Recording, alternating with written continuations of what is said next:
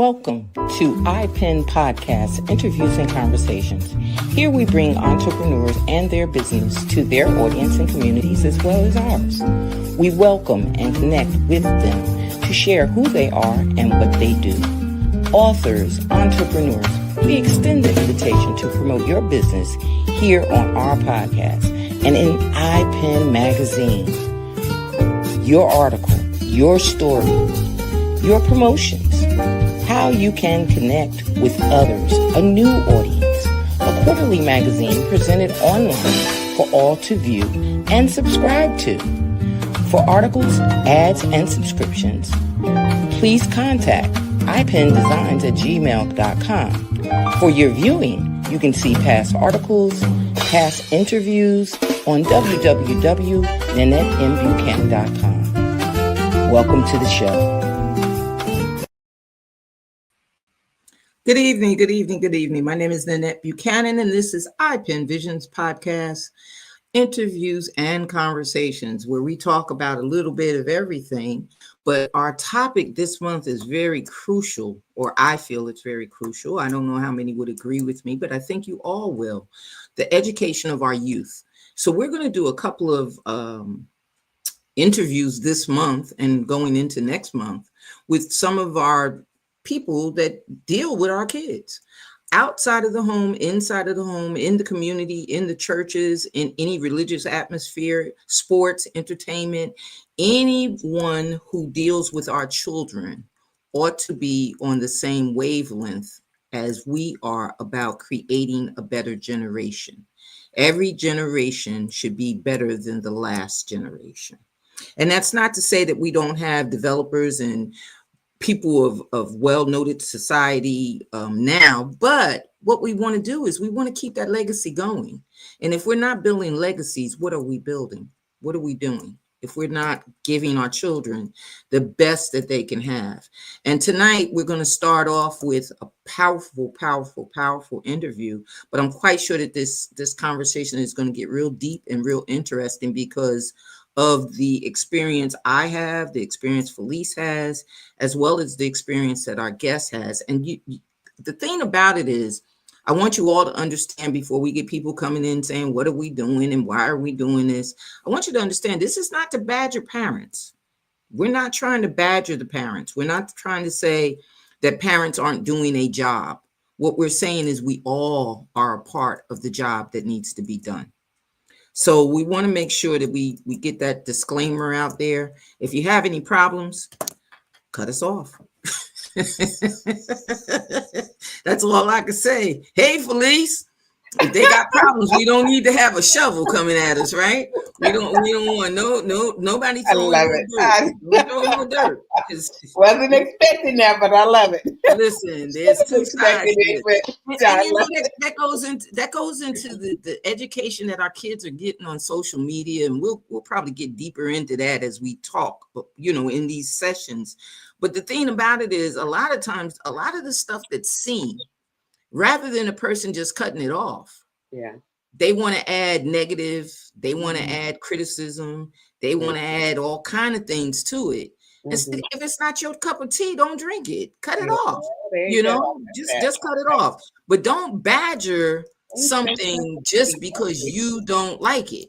Because sometimes what you don't like works for other people. What you don't like helps other people understand. Sometimes people can go through a whole encyclopedia, and some people just need a reading book.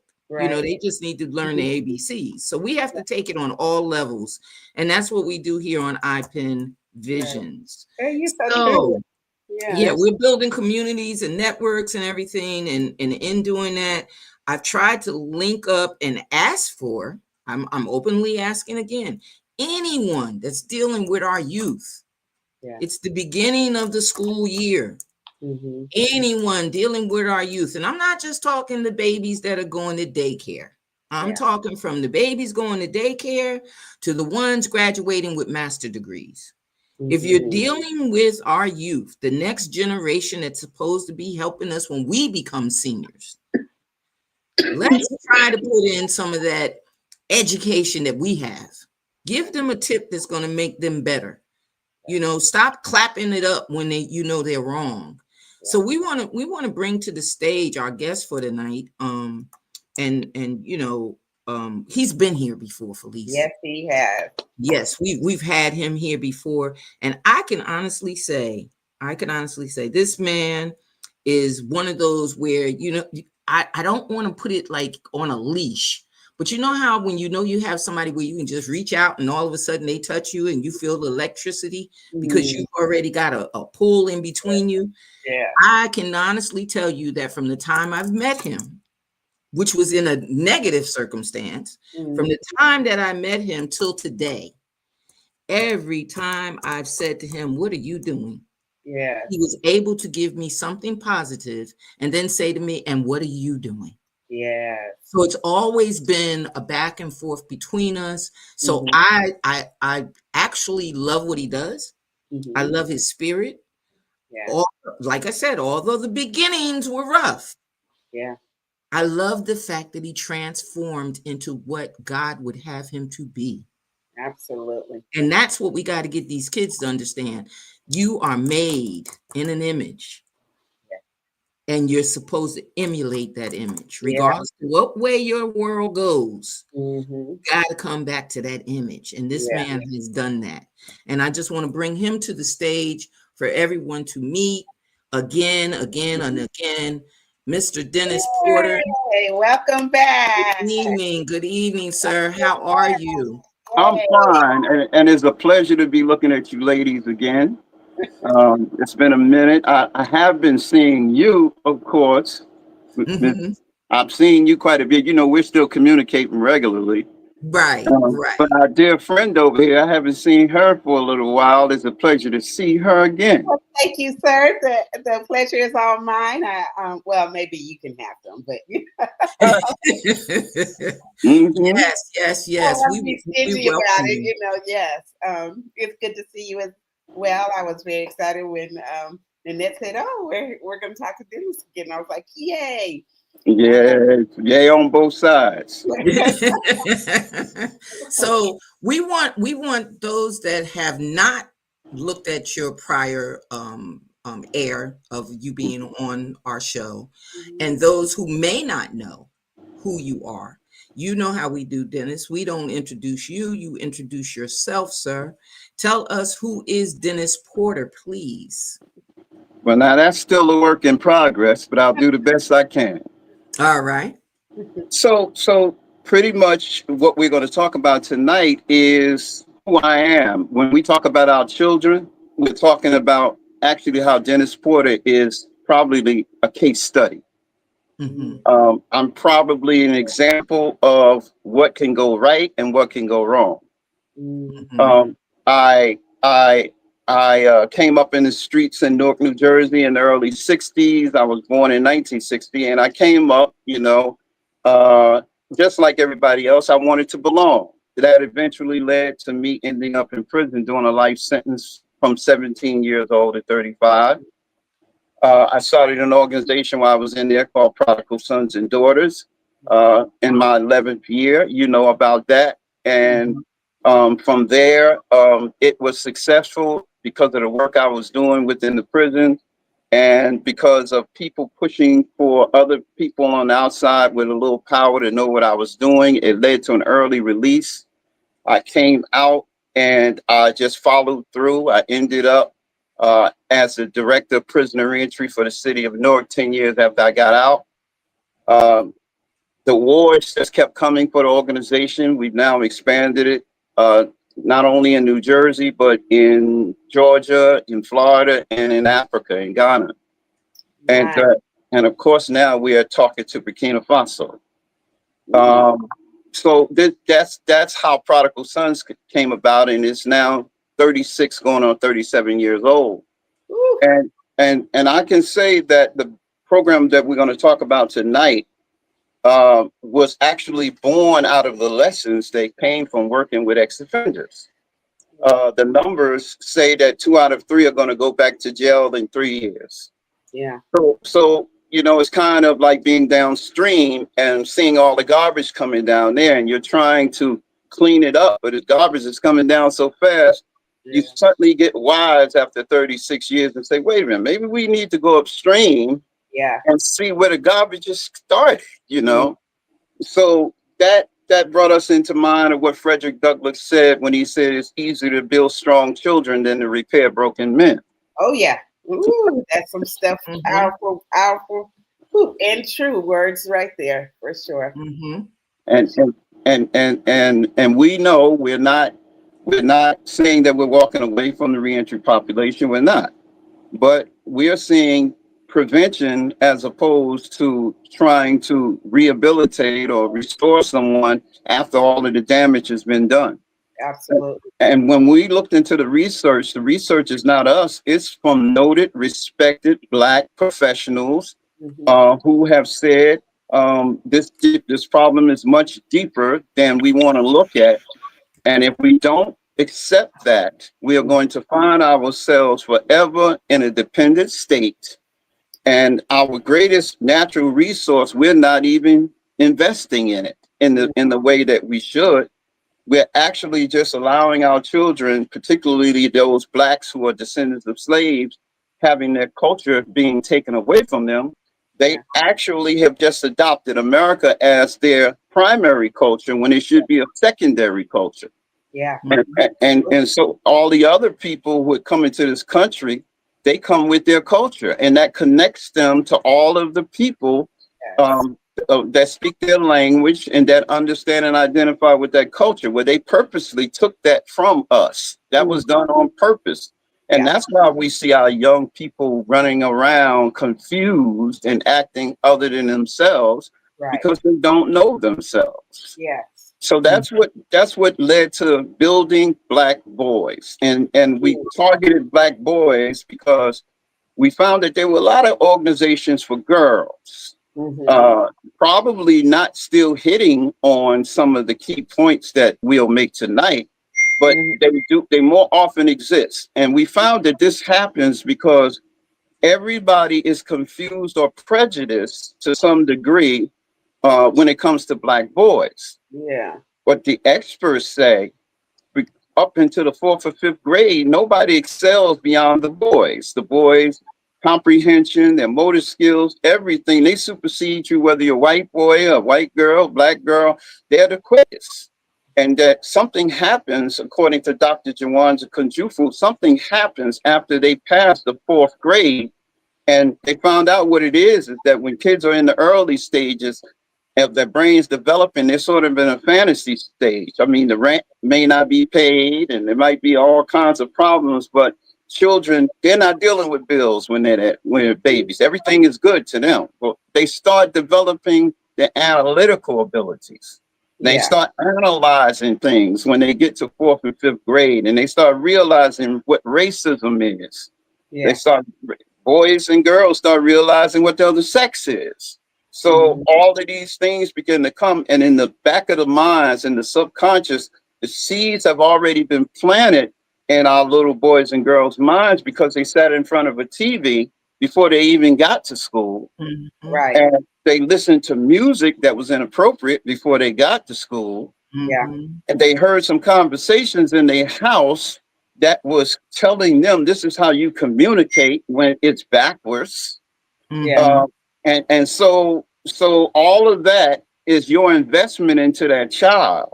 So if you invest negatives, then you bear fruit that's negative. So that's what it's all about. That's what building Black boys is. We said, well, we need to start with our boys because they are the strongest power in our community. And the male can either make or break a community. So when we look at the Willie Lynch papers, the whole objective with the Willie Lynch papers or the actual practice was to immediately get the strongest slave on the plantation and bring him before all the other slaves and torture him in the front of those slaves. Then after torturing him, tar and feather him, and then light his body on fire. And they already had him tied to 2 horses going in separate directions. And they would rip his body apart after it burned and ride around the house over and over again and let the slaves witness this. Now, the psychological goal was that they knew that a black woman would look over at her little son and say, if the strongest man on this plantation can't help himself, I got to teach you to conform. Right. So then they stopped dealing with the male and they dealt with Big Mama. And that was their way of undermining the natural order of the black family.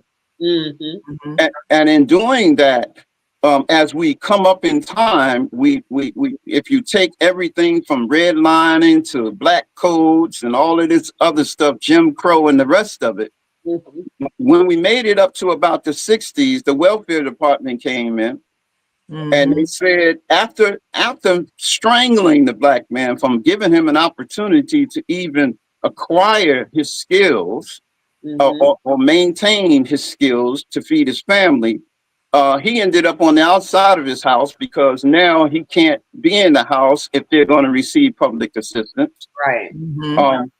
He ends up seeking refuge somewhere where another woman is. So he ends up with another family developing somewhere else. The first woman feels betrayed.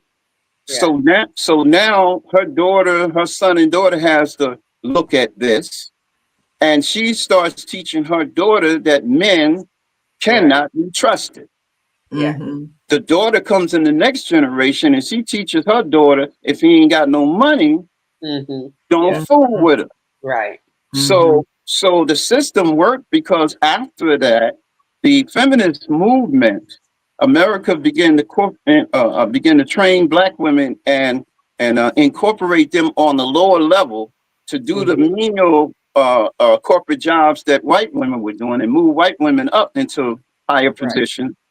And black women observing, being in the presence of this overwhelming society that they're just getting a chance to actually be that close. Two things came into mind. One was, I want to have it like her. Right. The second thing was, why can't my man be like him? So between the two, the knowledge gets lost as to where this all began. And before you know it, the woman is totally out of control because the man was out of control before she was out of control. So now you got this children suffering because the two parents play a very crucial role in the education and development of this child. So now the mother is running, trying to take care of this household. The father is displaced somewhere. And now the children suffer because they can't get the education. They can't get the attention.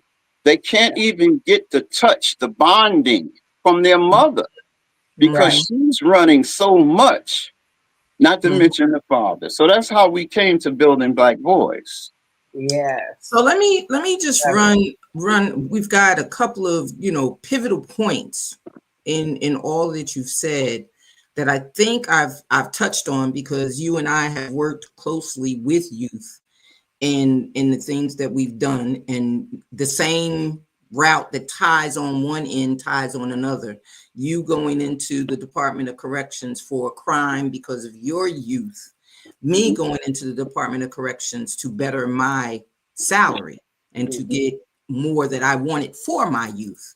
So it ties in kind of crazy, but it does tie in coming from two different angles. Now, I thought about the fact that every time I would speak to you or speak to any of the others that were there, I would always try to encourage reading. I would always try to encourage, have you been to the library? Have you done this? Have you done that? What are you doing to advance yourself? What are you doing? What are you doing to this? This is not your end all. So what are you doing? So it wasn't just the point of me saying it there, because I had been dealing with youth 20 years prior to that. So this was something that I had said to youth, from the time that they were little, that you could either be what I called endangered or in danger.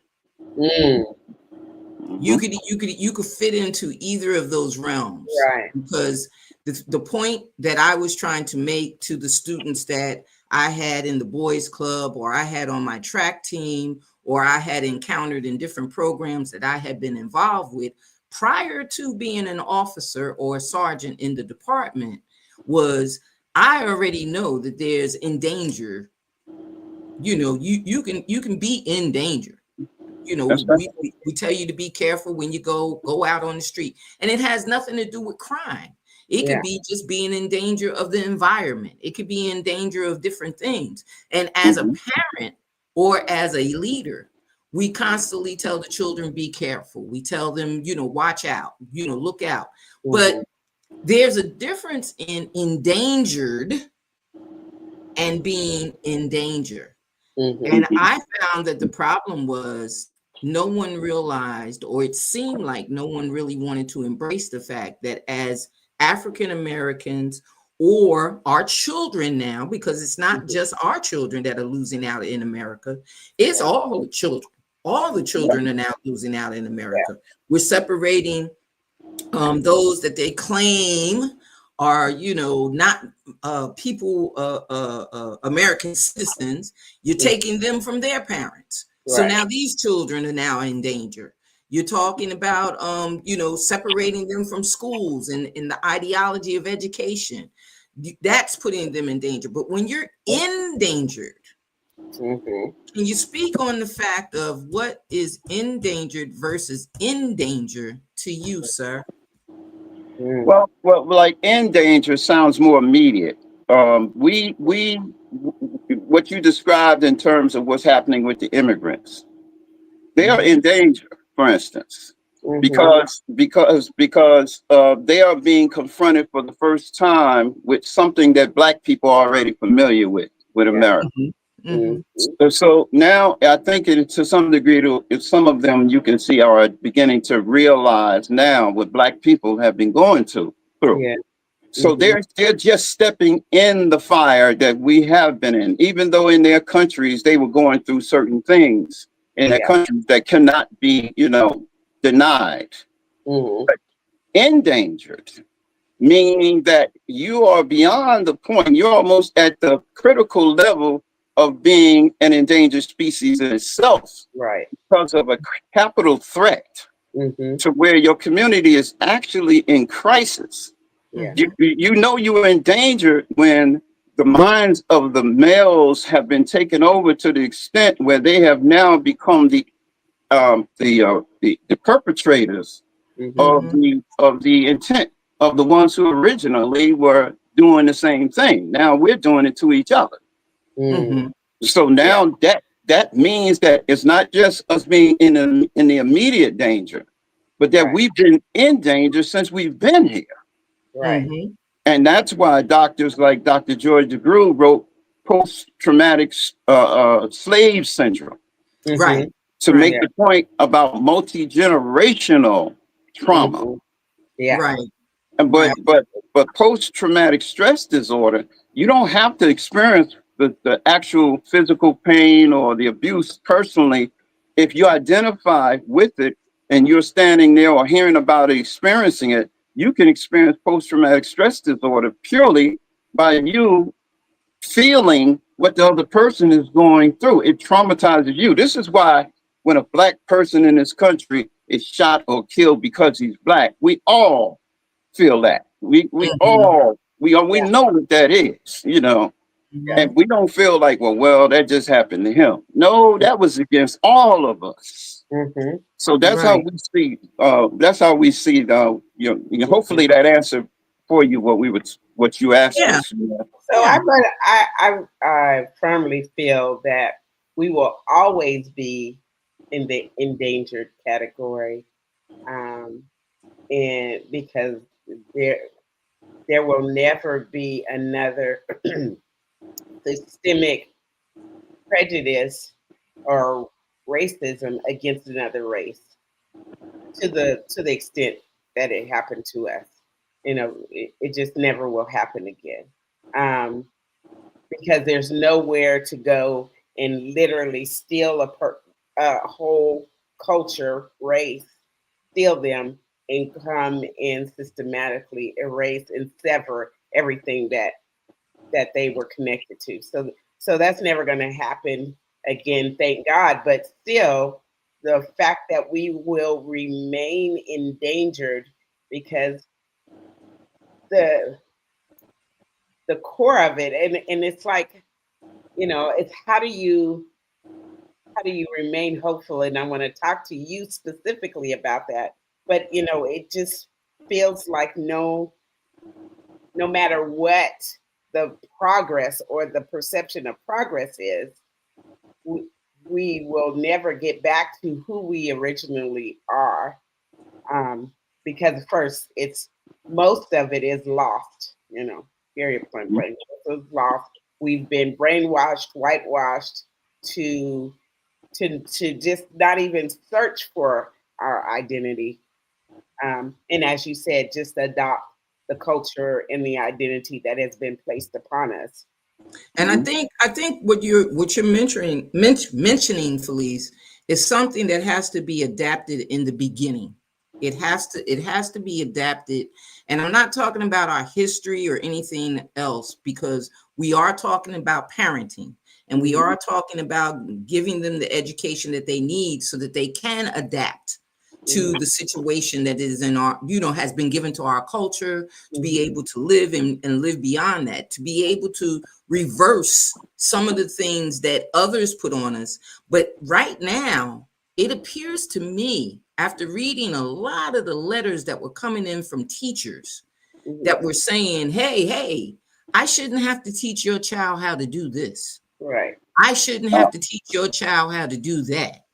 I shouldn't have to be the one that tells your child they need this to be able to do that. Right. They're not even talking big things. These teachers were talking basics. Right. So my thing came up with parenting 101. Just parenting. And parenting, I don't want people to think that parenting just means you have to be the mother or the father. Parenting 101 means that you take upon yourself this child, or a child or a child that you come across, and you teach them some of the skills that they should learn from a parent. Some of them don't know about brushing their teeth. Some of them don't know about combing their hair. Some of them don't know about keeping their bodies clean. Some of them don't know how to tie a shoe. Some of them, just the basic necessities for them not to be bullied, not to be picked on, not to be ridiculed or criticized because of the fact that they can do the basics. Right. So parenting 101, does everyone pass the class? We all know the answer is no, but why not? What are we missing in that formula? And I even said to on a post the other day, someone said, when you get the baby mama drama, or you get the baby daddy that don't want to be involved, and you get all of that, that's a part of parenting 101. Because before you drop into that emotional trauma that you go through, and the body starts reacting when you don't want it to react, and all of a sudden you with this person that you shouldn't be with. Parenting 101. I used to tell my son all the time, hey, you got your umbrella in your pocket? And of course his friends would laugh and be like, it ain't even raining outside, man. What your mother talking about? But see, I know how emotions go. I know what emotions are. And the thing about it is, you'll get around her, she's smelling good, she looking pretty and everything else, and boom, it's beginning to rain and you ain't got no umbrella. You need to be supplied with certain things. So does everybody pass the class? Just a simple class before you go through the 9 months, before you get, in that situation. Well, so again, for me, it goes back to, you don't know what you don't know. And so you have these parents that have gotten, into a situation where they have these children and they've never been parented. So then how can you put the onus on them to parent, right? Right. So ladies, keep talking. I'm hooking my phone up to its charger. So Sure. just keep talking, please. Okay. So then society tells you to send your child to school at 4 or 5 years old. In some instances earlier than that, with daycares and stuff like that, because now you have to go to work. And there is in our society, there is not a priority placed on parenting until the child. And that's where I was going with it, that Right. there's no longer a parent. Okay, even in health class, even in the health classes that they have, there's certain restrictions and certain things, guidelines that the schools have to go by.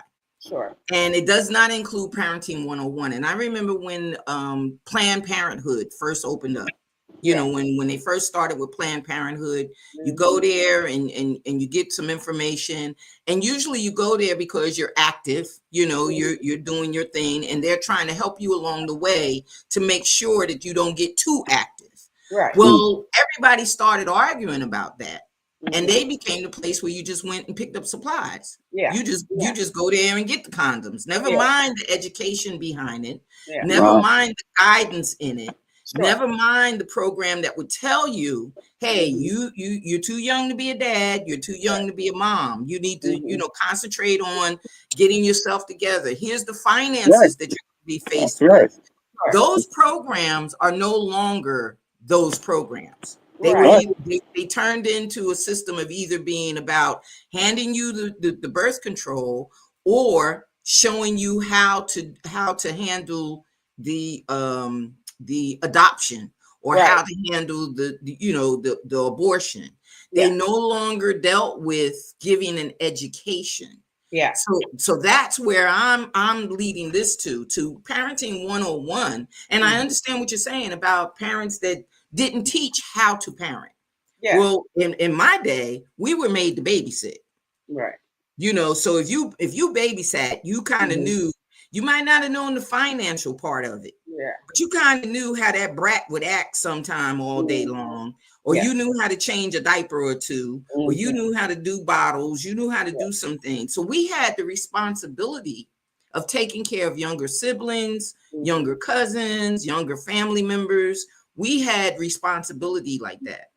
Yeah. Now, what is it, you know? Yeah, and I think it's again getting back to the culture question or the culture aspect of this, because we don't have the ability to form our own culture without any outside influence. Like I believe it's either the Chinese or Japanese, and please forgive me. I'm sorry, I don't mean to offend for not knowing which one that I've seen this, that from infancy or when the toddler goes to the daycare center, they have a whole community where they're already gardening, they're already fixing their lunches, they're already, knowing that they are part of their society, right? From 2, 3 years old, they're doing all of the things. They are washing clothes. They are they're grooming themselves, and it is just the whole culture. There is nothing else outside of that to say, no, don't do this. No, don't. Or you don't have to. Or you don't have to. Right. And I think that's where we lost a lot of our young parents and a lot of our grandparents and the community.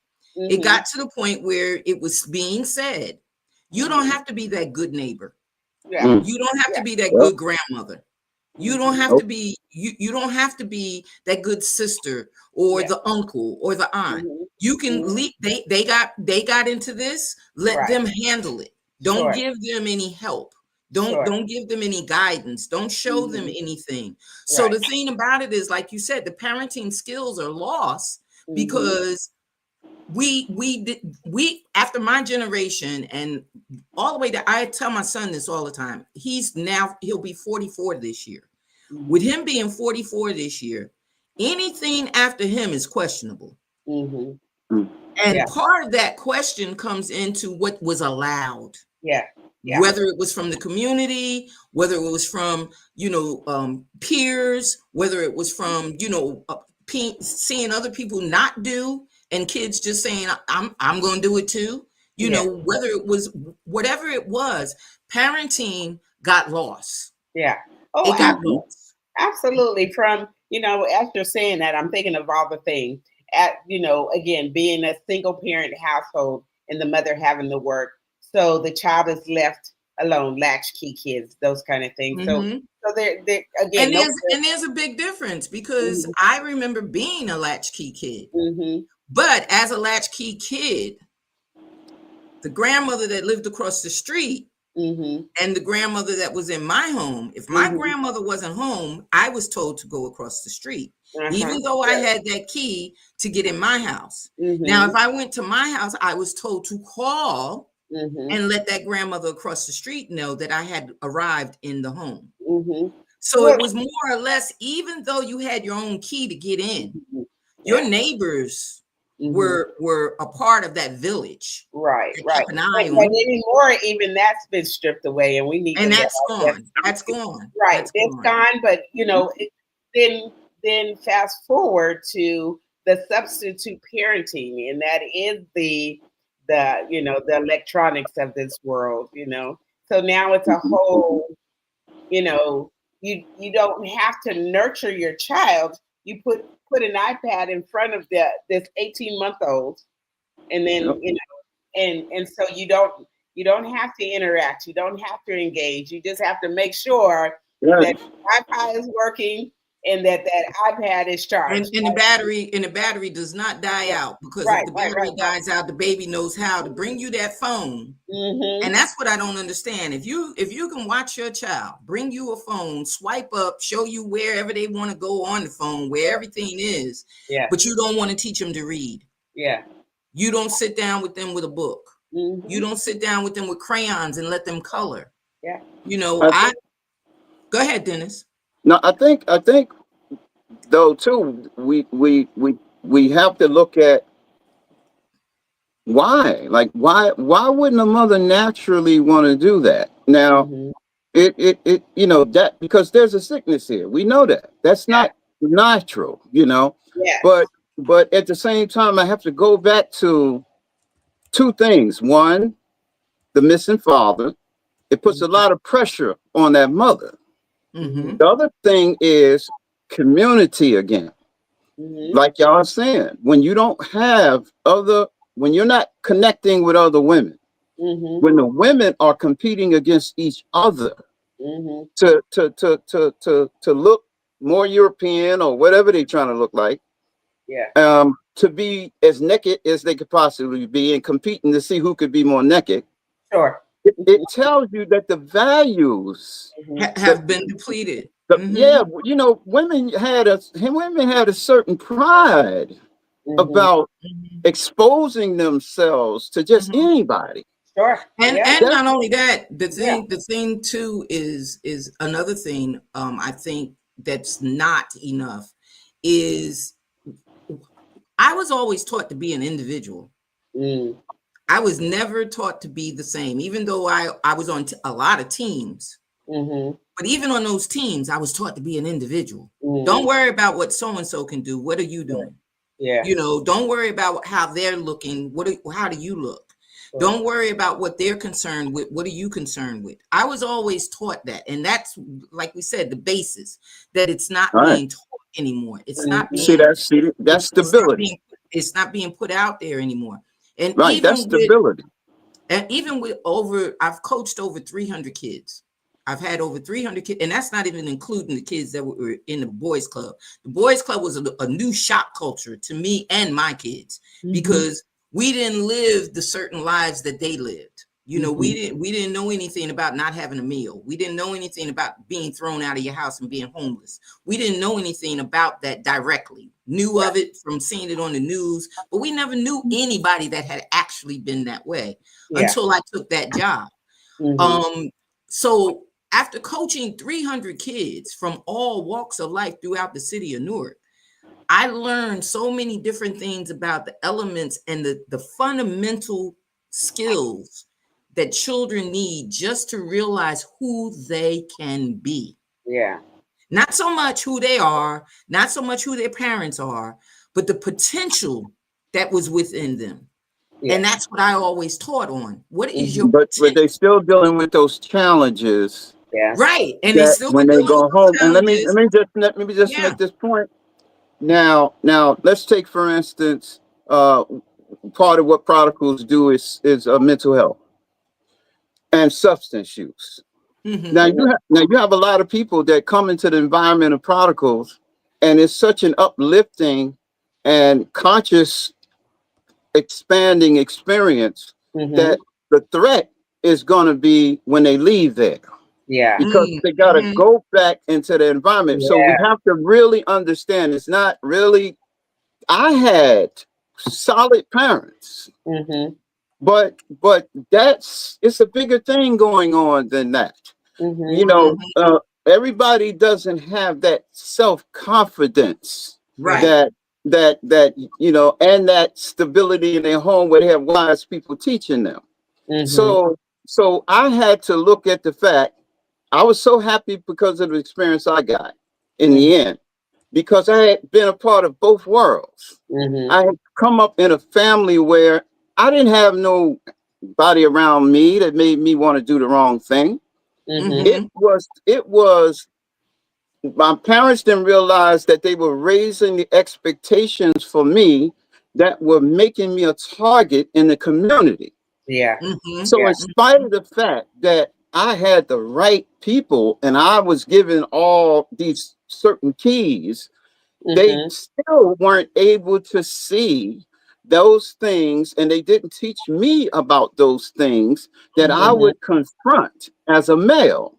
So when I got out there in the streets, I was doing all these good things, but I would always be target. I would always get bullied. I always get robbed. I always get jumped or something.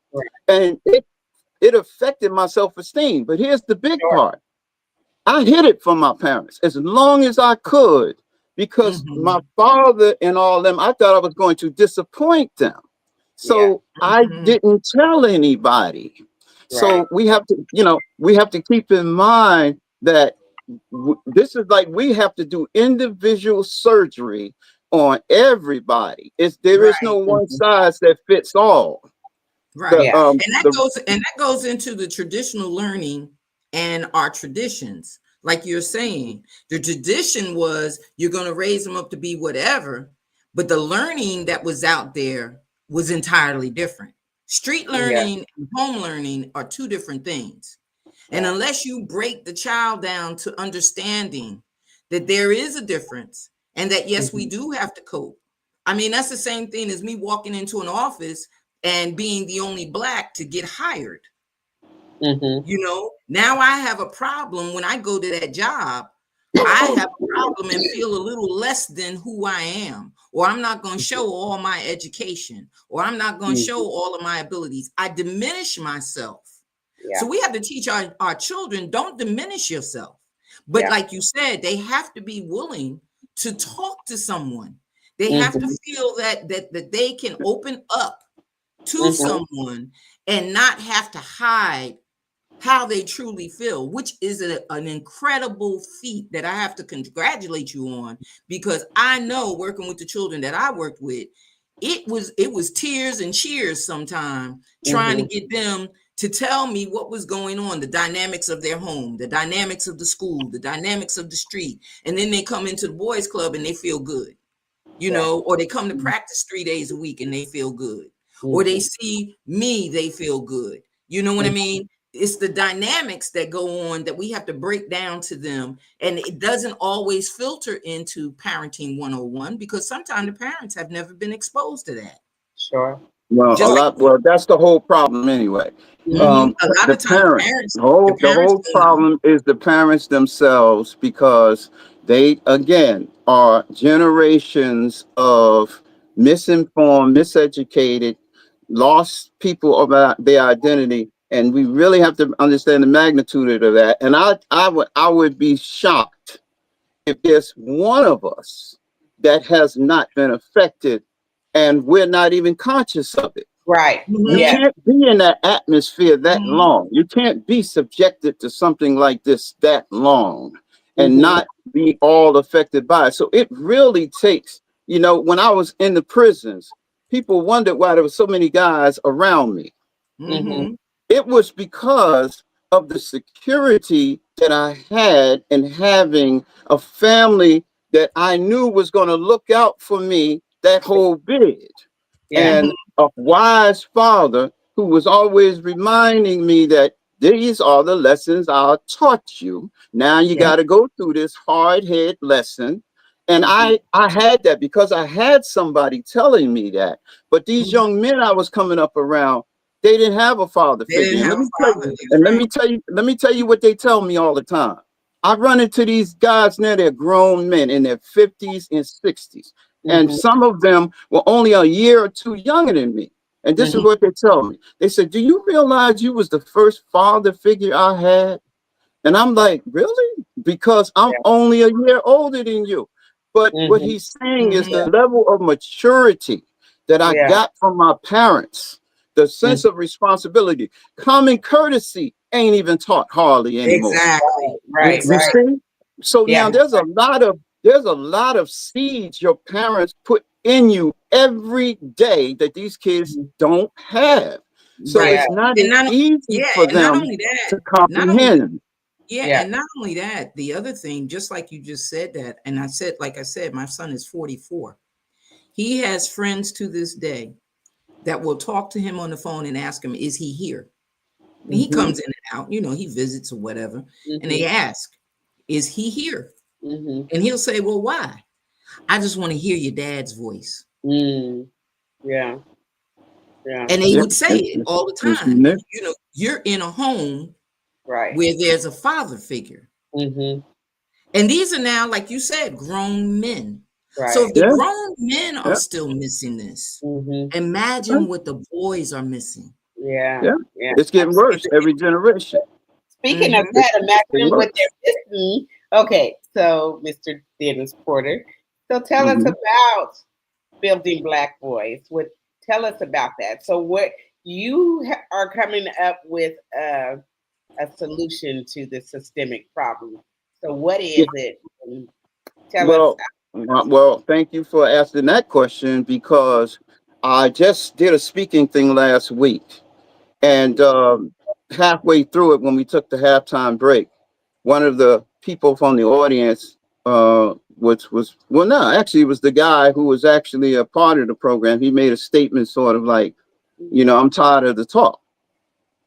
And I told him, you know, it's the right talk happening now. It ain't talk. So, and I told him, I said, you haven't even given me a chance to get through this. Because the second half of it was, here's what the studies show, both from the experts and from successful Black organizations historically. That's important. See, I don't go into these things. I'm just talking, you know what I'm saying? You know how it is when you start attracting people and you're talking about Black people and helping Black people. You all of a sudden got people in the room that really don't want Black people helped. So, so what is, as we were speaking, I went into the second half. So let me tell you what those findings by the professionals were. First of all, they agreed that the number one thing that has to be done is from the cradle, our children, just like a Jewish kid or Latino kid or any other kid, what he sees immediately begins to program how he perceives the world. Now, when he's got symbols and he's got cultural relics and things like that in his midst, the child is also making contact with those things that he's seeing and hearing. He's feeling where he came from. If that statue came out of Africa, he's feeling what the African felt. But when you don't understand what's really going on and how deep it is, then you don't understand that you have to completely tear down the belief system of what we think is reality, and show them that actually around the world, Black people are the dominant people, and that they are doing things you don't even know, and that in fact right here in the United States, they're responsible for so much that has gone on, that all of this is blacked out in this country. So what we set up was a curriculum. Now, there's 3 age groups: 1 to 7, 8 to 14, and 15. Pardon me, 8 to 13, and 14 to 17. When you check the studies of all of these Black professionals, they tell you you need to separate those 3 age groups and understand the evolution that they're going through in these different stages. That's why you have a rites of passage when you reach 13 years old. And that rites of passage is supposed to represent that the men have gotten their hands on you after you've learned certain things from the mother and be nurtured by her. The men get their hands on you, and they instill in you certain rules, principles, and things of that nature that make you immediately know how to step into manhood with an understanding of a definition of exactly what that means.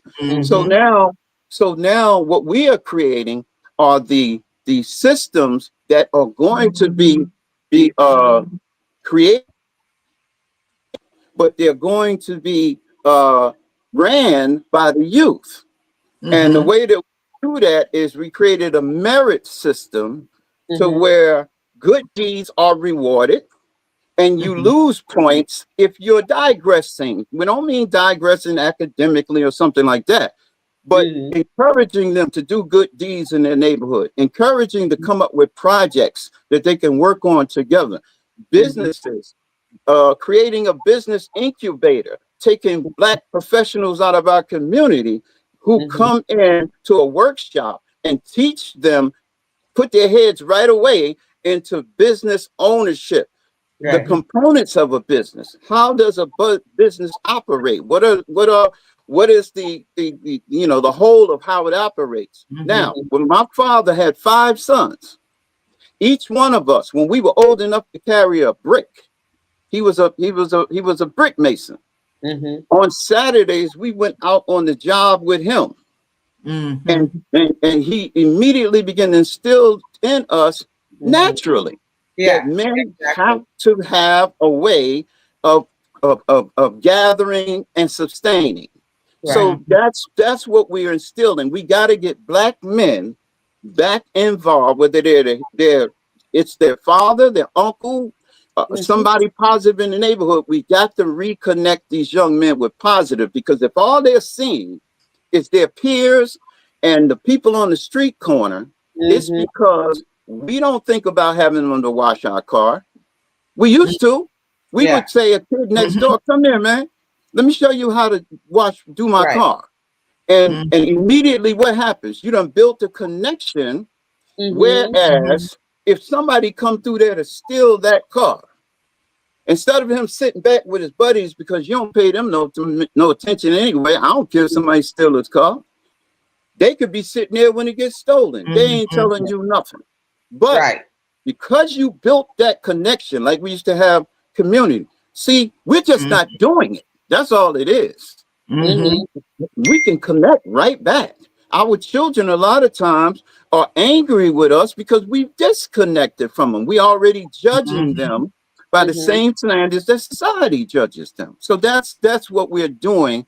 And we are having a monthly entrepreneurial market, so that as they're developing their products and services, the community is being encouraged to come out and support their own children, like you do these merchants out on the avenue, at least once a month, come in and back your kids. We're creating a a Shark Tank type of environment of professionals that anybody out of the community that thinks they have an idea or the invention or whatever, we have to start harnessing the untapped resources, like people don't already prove they can be productive. But we've got everybody dormant. And the reason why they're dormant is because we're practicing integration and dependency more than we're practicing first building something for yourself. You're not valued to a society if everything that you have to get, you have to lean on them for it. That's why Trump now is in a position to come and with the stroke of a pen, take away everything that these people have worked for. Yes, whether they white or black, the only difference is, honestly, a lot of white folks thought he was going to hurt us and not them. Right. Yep. And so for that reason now, they always talk, we got to stick together. Yeah, okay, fine. But we've been going through it. We ain't just started going through it. Y'all gonna have it harder when y'all find yourself having to eat what we eat at the rate it's going now. So that's what we're concerned with doing, is actually getting men and women involved, taking them to weekend retreats where they actually bond and we hear things. So anything like that makes them positive. And we got to teach economics, because I don't care how good your idea is. If you can't fund it, if you got to depend on somebody else in order to make it work, forget it. Right. My wife keeps forgotten that I'm doing this, but keep talking, lady. I'm just going to send her. Now, I just want to touch base a minute with the homeschooling. A lot of people have now, jumped onto the homeschooling list. Private schooling is one thing. Regular education is another thing. My granddaughter came in and said that she was going to, I forgot what the acronym she used, but it meant all white, mostly MWC, mostly white college. I was like, what?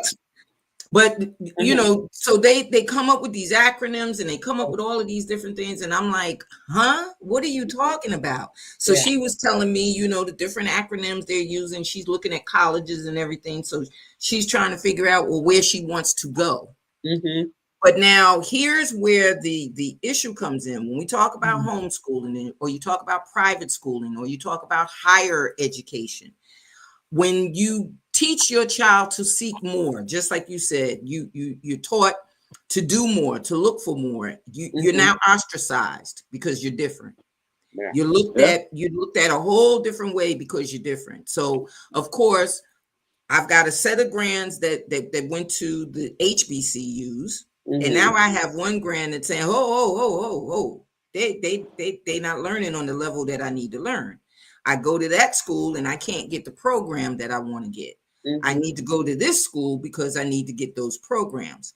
So when we look at homeschooling, and this was something that I just wanted to bring up, it's not so much that we have to think about the fact that they're at home and they're not in the environment that the school fosters. Okay, so my kid ain't gonna go to school and see these other girls wear short dresses and be talking all nasty to the boys and everything. I'm gonna protect them and put them in this bubble in a home school, or I'm gonna protect them and put them in a private school, or I'm gonna protect them and put them in a, like I said, mostly white college or whatever.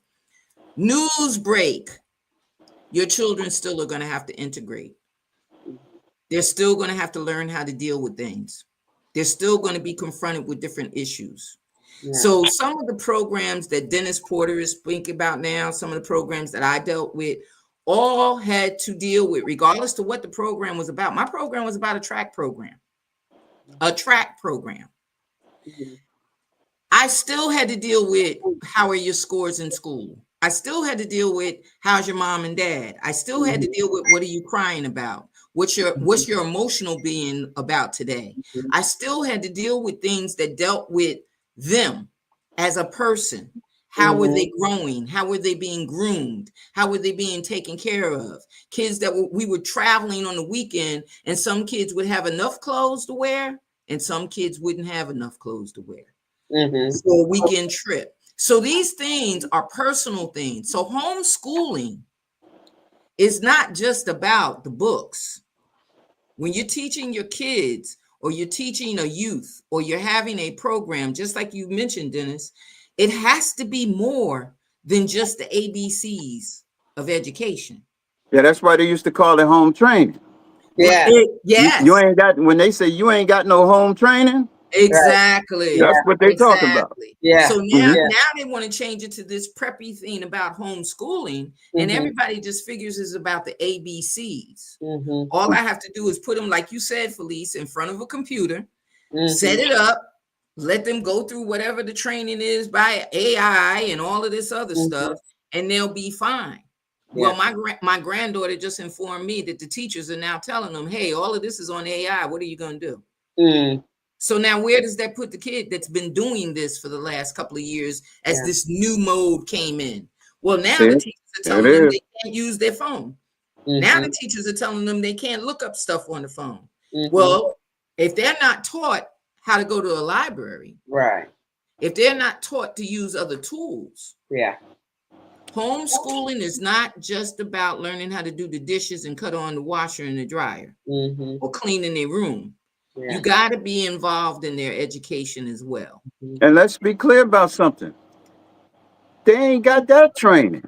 The stuff you just mentioned about cleaning their rooms and washing their clothes, it's a whole lot of them that their mothers and fathers don't Yeah. practice that. So Dennis, you know what? You just brought to mind. I had a trainee in the academy that for weeks, I don't even know how many weeks, because we yelled at the recruits that allowed it. For weeks, the recruits have been making her bed. They had been doing whatever her duties were for the evening. They had been covering for her because they didn't want their group to get in trouble. Mm. So they had been making up the difference. So when I got this girl to the side, young woman, she might have been about 24, 25. And I said to her, listen, it's not fair to them that they clean up everything that they're supposed to do and you do nothing. Mm. You fiddle faddle and you do nothing at all. Mhm. I said, this is teamwork. This is learning how to be a part of a team. Yeah. She said, well, I don't make beds at home. I said, Mm. excuse me? Yeah. So you don't make your bed at all? She said, I don't make beds and I don't clean my room. I said, well, Mhm. who does all of that for you at home? She said, if it gets done, my mother will do it. Mm. I said, well, ma'am, you didn't bring your mother with you here. Mhm. So now you either have a choice of cleaning and participating or leaving. Mhm. Guess what choice she made? Left. She left. She Yeah. left. yeah. I believe Just it. that change I for believe the amount of weeks she had to be there, she Mhm. couldn't even see herself changing Mhm. for that amount of time. Now Yeah. you do whatever Because you want at the home. first thing she had to accept was accountability. Yeah. Mhm. That's a big problem for this generation of young women, particularly, is Mhm. accountability. Yeah. See, a woman can't be out in the streets like a man and expect to get the same reaction. Mhm. You're not going to get that kind of reaction, you know. So I don't care what a woman thinks she's controlling when she's out there exposing herself to that kind of thing, but it's just like you're saying, it does not work. And this is what you produce. You end up producing daughters and sons who, that's not a part of what they had to do. They did play those video games so much that Mhm. he won't even take out the garbage. And he's Right. 25 now. Right. Yeah. Right. You see? Yeah. So Right. That's so right and so true. And to the point of the society playing those games, you know, they give the illusion that you can play those games and make money. And make money now. So Yeah, you don't do it gotta and make yeah. money. Yeah. Right. yeah. And You- again, the illusion of that, because once again, it's just like professional sports. Very few make it to the point to they make money for that, right? Yeah. And Yeah. still, you know, And more sports betting is going on that phone now Than than just anything. playing games. And they ain't, you know, they're learning actual statistics. Says, pardon me for cutting you off, but an actual statistic shows that when they showed what different ethnic groups are doing with their smartphones, Mhm. they found out that Black people had the highest amount of time on their cell phones for entertainment Mhm. purposes. Yeah. Mhm. Mhm. Yeah. And not only that, you have your youth, like you said, Felice, that are under this impression that people are making buku money with, you know, these online, you know, actions and you know, characterizations and different things. And I'm one to say it. You have to be on there, like you said, Dennis, 24 hours a day. Well, that's a lot of work. To push some of those things. But It's even a lot if of they work. are on there 24 hours a day, they The have money is not it. no, but they have the gaming mentality as opposed to the business-minded thing. Exactly. You're doing this for a purpose. You're actually there to make the money, not, oh, I'm playing the game, I'm playing the game. No, you're actually doing the things to study whatever it is, how to be good at this game, where the money is, where the sponsorships are coming in, and all of that stuff. It is still a mental mindset that you have to have. And not only that, the other thing with it is too, like you said, even with productions and even with television acting and everything else, you have to have a very good skill in order to be able to take it and make the money that you think you're going to make. Right. If you don't have that skill, you're not going to go far. You know, if you don't have the ability, you're not going to make it far. And you lessen your opportunities when your thought process is just working for somebody else in that industry. Exactly. and not studying it to become a boss. So that you can become the boss of the industry, so that you can become the person that sets up these things, so that you can offer opportunities to others. But this is the mindset that they have, because their definition of boss is still different. Bossing is being out front, being the talent. That's bossing to them. Serving, people serving them. If you misunderstand what being a boss is, you think it means people serving you. Yeah. Actually, it don't mean that. It means that you're responsible for making sure that you serve the people under you that got to make the mechanics of what you're doing work. And not only that, being a supervisor, even just being that little element inside that whole chamber of things, just being a supervisor. I can remember, and Dennis, I know you could remember me coming into a unit and just saying, hey, today, you know, we don't run it that way. It's a whole different thing today, because I'm just as responsible for what goes on here as you are going to be. It's not going to be just my responsibility. It's going to be yours too. So until you decide to make people feel that they are a part of, they treat it as though they can just take and run away, you know. And our kids treat their parents like that. They treat their siblings like that. They treat their other relatives like that. They treat their community like that. They treat the school like they do it all the way through, because they don't feel like they're a part of. They don't feel that the responsibility, my responsibility, I don't have to take care of my sister. I don't have to take care of my room. But you calling it your room, but you won't even take care of your room. You know, you calling her your sister, but you don't even take care of your sister or keeping an eye on. Now, going back to what you were speaking about earlier, which was really the sports thing. I you know, working with ex-offenders and, you know, through the mayor's office and having them in the front of me from time to time. They come in with all the sports memorabilia on and all that kind of stuff, and they're talking about their team, my team, my team, my team. So they asked me one day, Mr. Porter, who's your team? I said, whoever winning. They said, wait a minute, Mr. Porter, you can't do that. You can't just pick the winning team. I said, why would I pick anybody else? Why would I be attached to anything else? Whatever the winning team is doing, that's what I want to study. I want to know what they're doing to win. I don't care about who's losing right now. So I asked them all, I said, I got one question for y'all. How much stock do you have in the team whose stuff you ran? Obviously, it makes money. How much stock do you have? Now, everybody just went silent. You're going too far into that, Dennis. You're not supposed to ask that, Mr. Porter. That's not for us. But that's we have been for us. Well, because we've been, you know, brainwashed to come to think it's not ours. Well, because on the plantation we were given brands. Yes. We still associate a brand of a rich person or a rich institution as giving us more value because Right. our self-esteem, our sense of value has been Yeah. stripped. So we gotta latch on to Right. some brand, and they Mhm. used to brand us. So now they don't Yeah. have to brand us. We put the Yeah. brand We on put the our brand on own. ourselves. Yeah. Yep. Yeah. Yeah. Yep. So they've, you know, we've been, you know, our minds have been conditioned so that we do it for them, right? So, and we only look at it from our contribution is to pay our hard-earned money in there. That's our support of them. Mhm. And then We never think about them supporting us. There's not a, you know, and so you're right. Right. If you would get to Yeah. the mindset of ownership Yeah. and know They're that not it taught to is think like possible. that.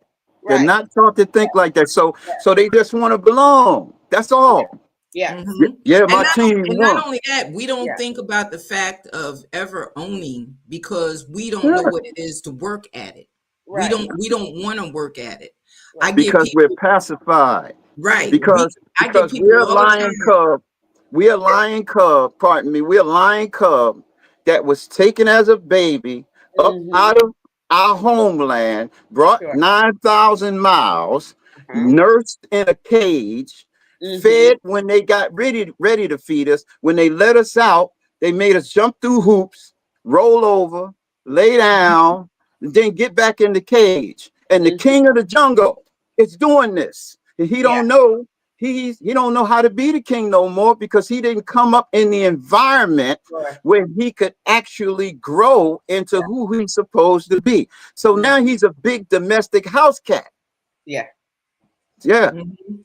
And Being, the thing being about it raised is by turtles, right? Being raised by turtles and telling him over and over again, you're not a turtle.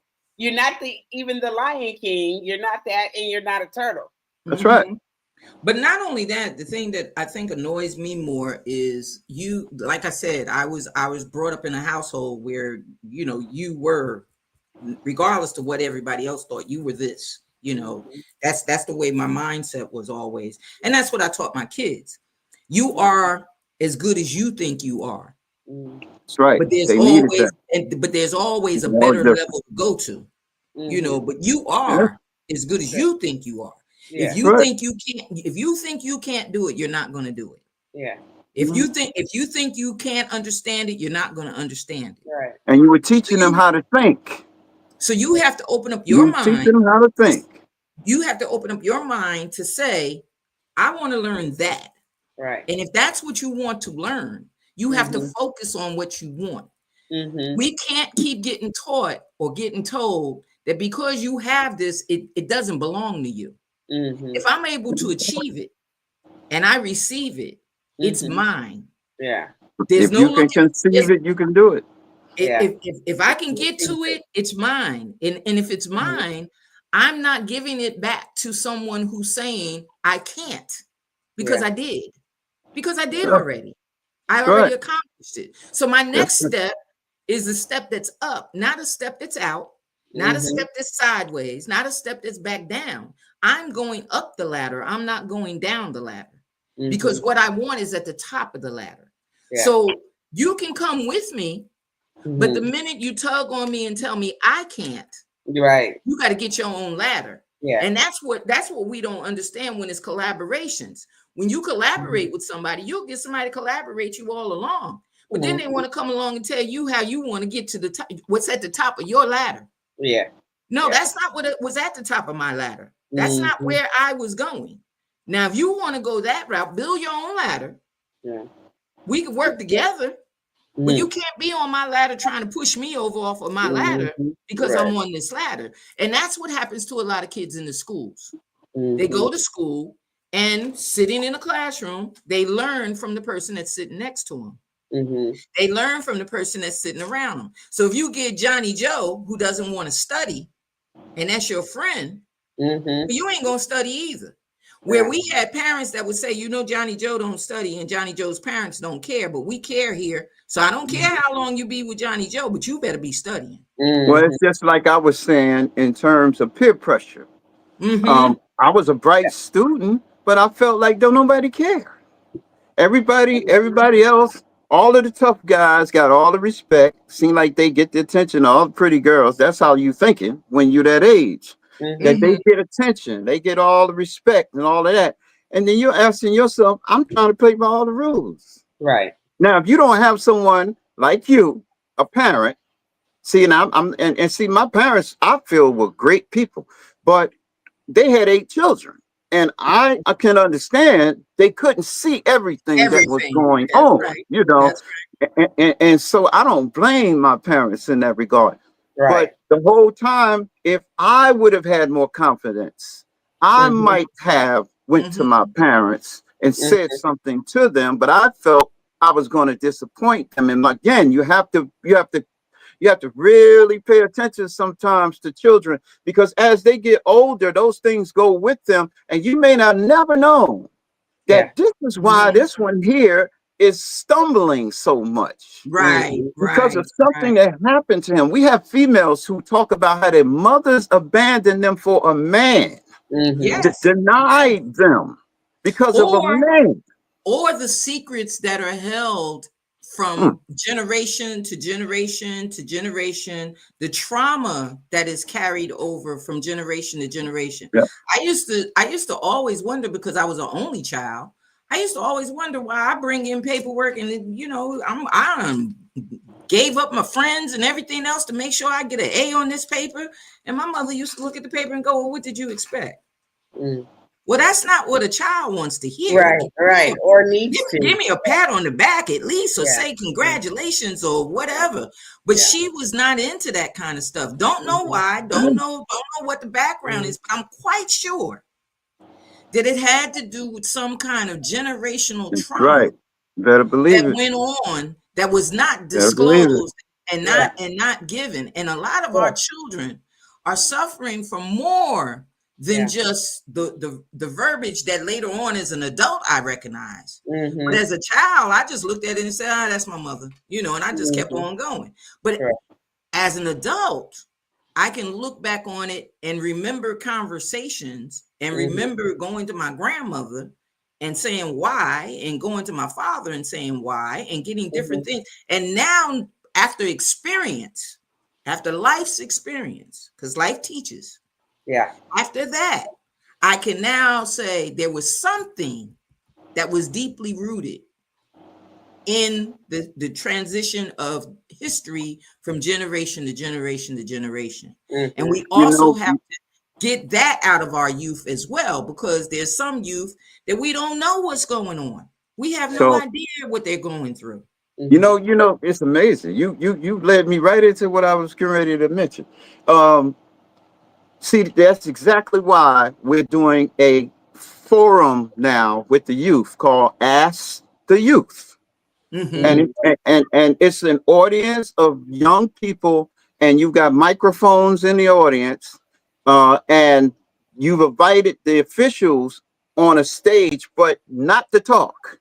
Listen. And the questions that are being addressed to the youth are about gangs, peer pressure, bullying, all of those things. Let them tell you. Stop thinking because you've been put in that position that you got to pretend like you know everything. See, you're not nurturing, you're not telling them that what they know is valuable too. Well, not only that, the thing is, a lot of those officials that you're talking about are educators. They've already got businesses. They've already been through their youth. They're older. So just like us, just like we're here on this forum, and that's why I'm having this forum during this month, we don't know what they're going through because that's not our generation. That's not what we went through during our years. We didn't go through the same thing. There was no way we could go to school dressed the way these kids go to school dressed.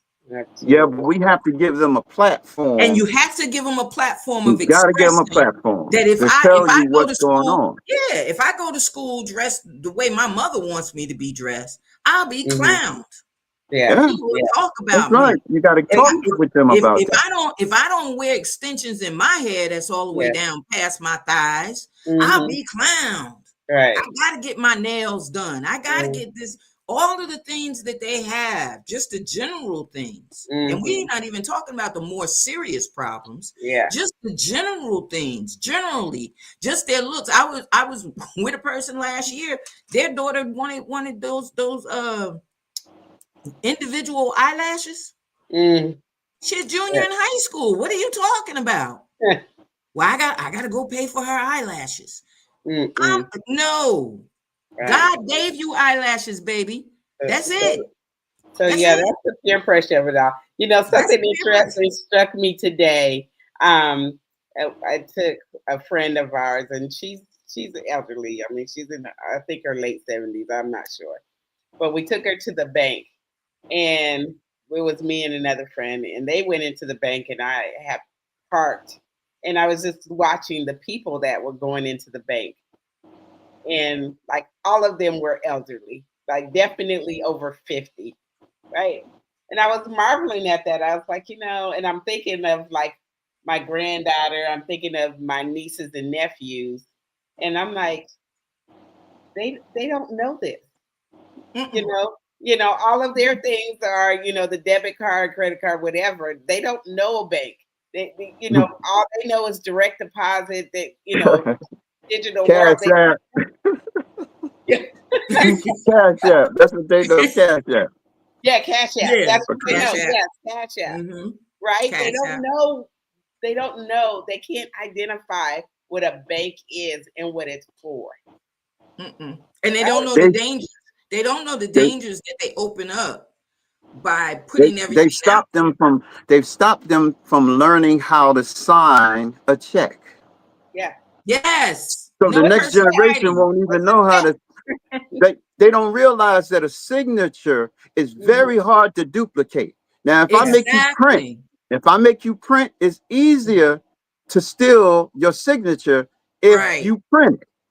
You can't prove that it wasn't you on that particular day. Right. Your signature is usually the same. But when you print, you can't tell who it is on that particular day. Yeah. Or that they can learn your print very fast. Very easily. Very easily. And all I used to tell my son when they first threw it out, I think my granddaughter was about 4. The youngest one, she was about 4. And they said they were getting rid of the cursive handwriting. I told him, well, we need to go and find the books right now so she can practice the fluidity of the letters. Because if she's the last grand, she will be the last one we have to teach how to write in cursive writing. Because we're not going to have her walking around printing everything. You know, there are some things that are just not conformative to, you know, come on, really? You want everybody to do that? We going back to the X on the line? Either that, or what they're talking about is putting a chip in you, so you ain't got to worry about signing nothing anymore. I think that's what they're preparing us for, is that you're not going to have to sign anything. They already got supermarkets now where all you got to do is walk in and purchase. I mean, grab what you want, and the building automatically is taking the money as you are. And once you walk through a particular gate, you ain't got to. It's no register. You just grab what you want, and when you walk out, it just took it right out of your account. Yeah. So they're trying to do this with us. They're trying to actually put that chip in us. Elon Musk has come up with a chip that they claim now for any area of your brain that was damaged. Let's say it was an accident or whatever. They have tested it and it worked, that they can create an artificial circuit board and put it in your head and restore things that weren't there. Now, here's the other side. That same contract they're now considering for prisoners, where they can actually attach this within your brain and make you forget all the crimes you ever committed and everything, and they can let you out because you don't remember hardly anything anymore. They made a movie about this in the 70s called Clockwork Orange. Yes. Yes. Where they were showing then how they were brainwashed prisoners.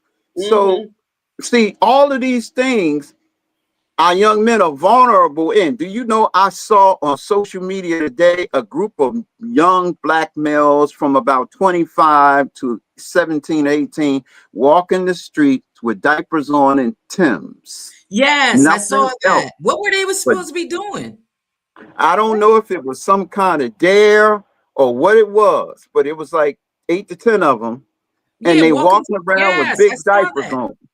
And I said, everybody was "Oh my asking, God!" do all of them have a problem with urinary problems? And people were Yeah, they were asking joking. questions. I don't know They were what that joking was, about. but you know, in Atlanta now, there's a trend of men wearing skirts now. Black men are wearing short skirts. All you got to do is Google it. You'll see in Atlanta they're wearing actual, what they call them, pleated skirts. Yeah, but what we don't teach, will be lost, and that's what it is. That's what it is. Well, I mean, We but need, you know, again, we as still, you know, it's the lost, our lost culture, and then we're trying to piece together some, because you know, one of the things I just absolutely hate, and I'm gonna use hate because I strongly dislike it, is sagging. I you know, yes, I detest it. And yes. even yesterday I seen this man, he was a nice looking man. And you know, That's just a turn off. It's an it, automatic turn off. it is for me. I don't understand It's how an automatic women, turn off. and I see plenty of women walking hand in hand with a guy, And he's you sagging. know, yeah, and I don't get it. I just Well, don't not only that, I understand think that. I think the idea of not showing your underwear Right. always stands out in my mind. And that was something my grandmother, like, you know, she would say when you have on a skirt, close your legs. Nobody wants to see your undergarments. Right. That's the part that stands in my mind. And I'm like, these guys are walking around showing their drawers, and then you come on. But if y'all think that's deplorable to a man, to everybody, let me tell you what's deplorable now to men. It's the females now wearing shorts and skirts with their butt cheeks hanging out. Yeah. Yes. You don't want to see this everywhere you going. In a public place, these girls are literally walking around with their butts out. Yeah. Yes. Now, this is sickening here now, because the world looks at us just when we think we turn in the corner. Sometimes some fad comes up, some suggestion. See, these are people who have no identity. Only people who don't have an identity to protect. You can suggest any garbage to them, and they just pick it up, like you saying with the pants sagging. Just suggest anything that's opposite of civilized, and it's the power to rebel from established order. And that's why I put this thing up here: prevention before rehabilitation. And it doesn't necessarily mean incarceration, but it's just the rehabilitation of the mind. Yeah, you know, if we can teach the preventive measures, we can limit how many rehabilitative measures we have to go into. If we can teach the guy that there's a thing called a belt, and you put the belt on. How about not buying your clothes? They have belts on. How about not buying your clothes too big? How about wearing everything up on your waist? I can remember my son going to school, and he went to Benedict's, and they said, listen, just like you would dress for a corporate meeting, that's how you'd dress every day. They never gave a color. They never gave a direct, type of shirt. They never gave, all they said was, you are going to a corporate meeting every day. Be dressed for a corporate meeting every day. Let me show you something. There was kids that wanted to wear jeans, and they would tell them you would not wear jeans to a board meeting. Let me wear certain things to a board Let me tell you why I know that's correct. One day my car had to be serviced, so I hopped on the bus. The bus is it brings you back to earth sometimes. You get on that bus, you realize how much work you really got to do. So, so I'm on the bus, and I'm standing up, at the back door, because it's at the time. I just stood up. I didn't want to sit down anyway. I had a suit on, and this young man who was towards the back was ready to get up and get off. And he yelled to me. He said, "Sir," he said, "you want this seat?" So I said, "No, I'm good. I'm good. Thanks." So the young man, he comes up and he stands next to me waiting to get to his stop. And he says, he looks me up and down. Now, I'm not looking back at him, but I can tell he's looking me up and down. Now, what it is I think you're used to seeing me dressed. Miss McKenna, I think you're used to seeing me dressed either through social media or whatnot. So I know how important that is for them to see a well-dressed Black man. Yeah. So the young man was kind of, be kind of incognito with it, but he looked me up and down and he said this. I don't think his intentions were for me to hear it. He said, "Oh, so that's how it's supposed to look." That's all he said. But I knew what he meant. Right. Yeah. He had never really seen it worn right. See, things are corny to them until they see it done right. Right. Then all of a sudden now they saying, "Oh, wait a minute. Do you know Prodigals suited up all this graduates for years? We got suits donated from the Men's Warehouse, suit donated from Mr. Kirby. He was the one that was getting those suit for us. And we were dressing these young men for the first time in suits. And they start saying to us, 'Wow, Mr. Porter, I see what you're talking about. Like people treat me differently.' I say, 'Yeah, because it's the uniform you wear, bro. Right. Whatever uniform you got on, how do you expect people to treat you?' But they don't know until you show them. You got to actually show them. And like I said, they did not tell us. Well, we knew because my son went through Catholic school, but they did not tell the parents in a letter what it was. They just said board meeting attire. Now, when the kid came there with jeans, or the kid came there with khakis, or the kid came there with something that they did not think was boardroom attire, they would get in touch with you and let you know. Today, that they got a dress code, right? They got a dress code. And if you need to have a clarification of what that dress code is, please get in touch with Mr. So, because it was all male teachers and everything.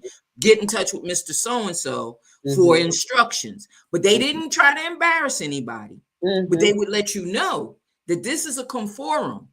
And I would say the vast majority of those young men are young men today.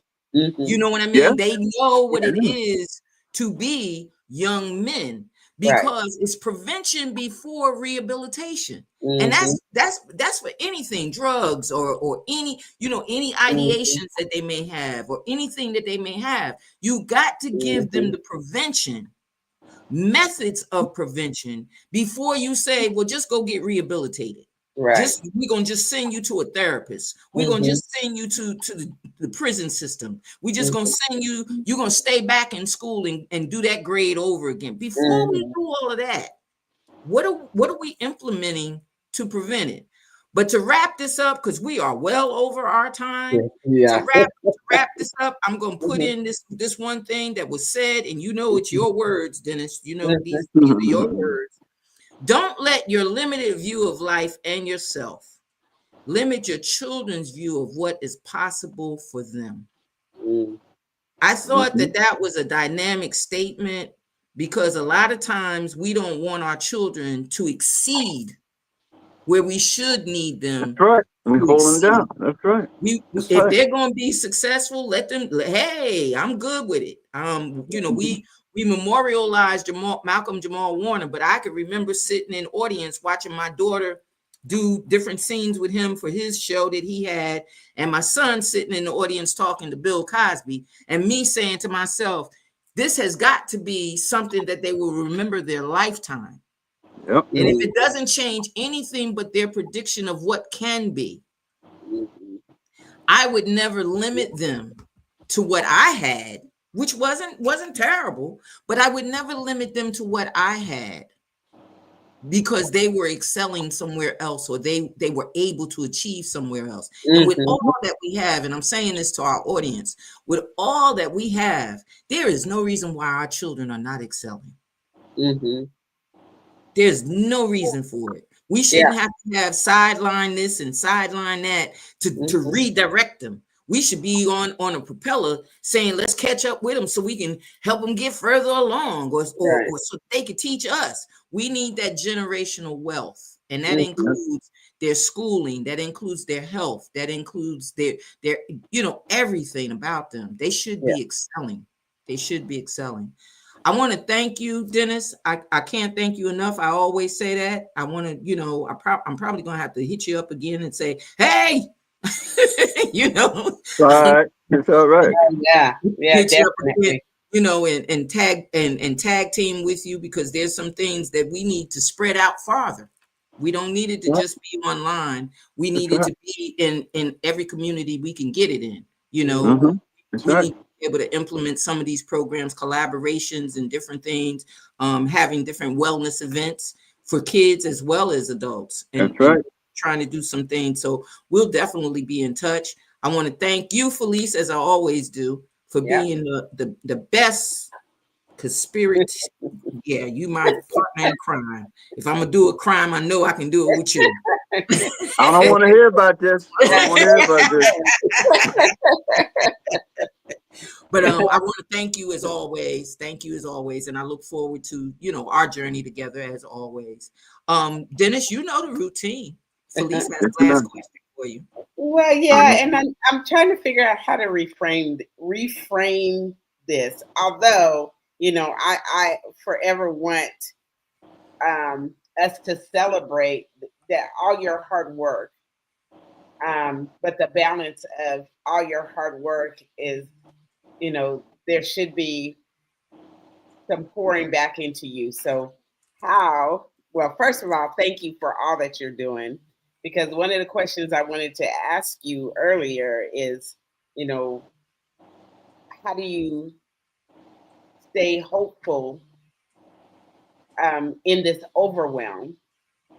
Because I believe it is, for me, just thinking about how far we have gone away from the core value of us as a people.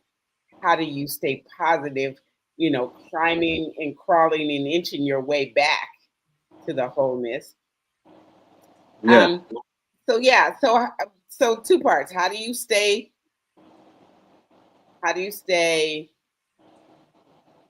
focused? Focused or motivated too, because focus is one thing, but you can get up with some focus, but like, oh, I'm not feeling this. This is a struggle. This is taking everything out of me to stay focused. And then the filling of your cup. What do you do to fill your cup? We asked that before, but first I would like you to speak to the motivation and the focus. Victor Hugo said that there is nothing more powerful than an idea whose time has come. So I have periods too where I have to go into the incubator. You don't see me then. Those are the times when I'm going through that struggle of sort of giving birth mentally to, I don't know what it is, Lord, but I know I see a problem and I can't figure out how to solve it. Yeah. So I have to go through the painstaking work at first. I have to go waiting until I get that revelation for that on-time plan that Victor Hugo is talking about, where there's nothing more powerful than an idea whose time has come. It's on time because this is something that touches every Black person. When I was doing reentry, people didn't necessarily see saving prisoners as a good investment, because it's easy to build strong children. They'll get behind children. But when you start talking about adults, it's kind of like this is a bad gamble here. So when we started talking about the children, that is my motivation. To now be dealing with those children who never had a father figure like Dennis Porter. So that expands me. I got too many sons and daughters now that I've inherited. So that's what keeps me. It's finding that thing that you do that's larger than yourself. Love it. Love it. And that refills your cup. It does every time because you start living through their happiness. You get Mhm. Yeah. you experience their happiness over and over again. Every time one comes to you and you can help him, Yeah. you get the joy too Yeah. of seeing them go through their metamorphosis. You see. Mhm. Mhm. And I'm sorry, what was the second part of it? Then that touched on it, on how do you fill your cup, and you just You answered just it. Yeah. said it.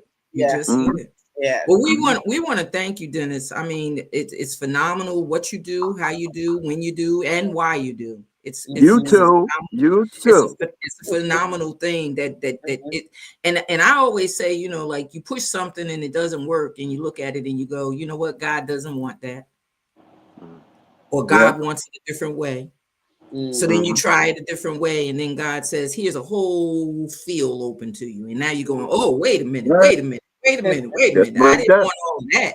I didn't want all of that. Mhm. It's So out Yep. of exceedingly and abundantly all that you could ever ask exactly or think. all that you ever asked for. So you are a part of what we asked for here on Mhm. iPen Visions. You are a part of that vision. You are a part of what we're trying to do. Although we may not get the top-notch recognition that you get, but we get a recognition that says we are somebody because somebody has looked at or seen someone like you and our other guests on the show.